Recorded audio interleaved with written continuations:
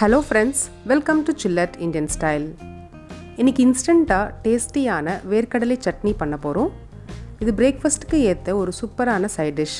இது செய்ய தேவையான பொருட்கள்: வேர்க்கடலை 1/2 கப், துருவன தேங்காய் 3 ஸ்பூன், பூண்டு 2 பல், புளி 1/2 ஸ்பூன், காஞ்ச மிளகாய் 5, எண்ணெய் 1 ஸ்பூன், கடுகு 1/2 ஸ்பூன், ஜீரகம் 1/2 ஸ்பூன், உளுத்தம் பருப்பு 1/2 ஸ்பூன், கறிவேப்பிலை, உப்பு தேவையான அளவு. முதல்ல வேர்க்கடலையை வறுத்து எடுத்துக்கலாம்.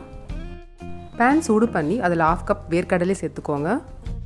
ஸ்டவ்வை மீடியம் ஃப்ளேமில் வச்சு தீயாமல் ரோஸ்ட் பண்ணுங்கள், அப்போ தான் சட்னி சூப்பராக இருக்கும்.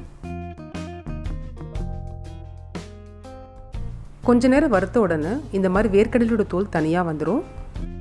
லைட்டாக கிறிஸ்பியாக இருக்கும்.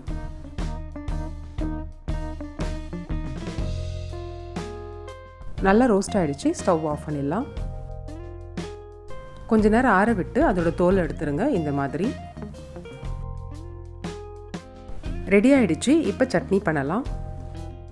மிக்சர் ஜாரில் தேங்காய், வறுத்த வேர்க்கடலை, உப்பு, பூண்டு, புளி, காஞ்ச மிளகாய் எல்லாம் சேர்த்து ஸ்மூத் பேஸ்ட்டாக அரைச்சிக்கோங்க. இந்த அளவுக்கு அரைச்சா போதும். ஒரு பவுலுக்கு மாற்றிக்கலாம். இப்போ தாளிப்பு பண்ணலாம். தடுக்கா பேன் சூடு பண்ணி எண்ணெய், கடுகு, உளுத்தம் பருப்பு, ஜீரகம், கறிவேப்பிலை, காய்ந்த மிளகாய்,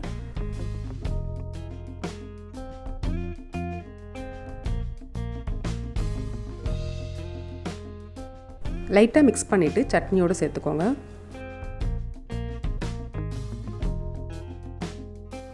அவ்வளோதான், இன்ஸ்டண்ட்டாக டேஸ்டியான வேர்க்கடலை சட்னி ரெடி ஆகிடுச்சு. இட்லி தோசையோடு சர்வ் பண்ணுங்கள்.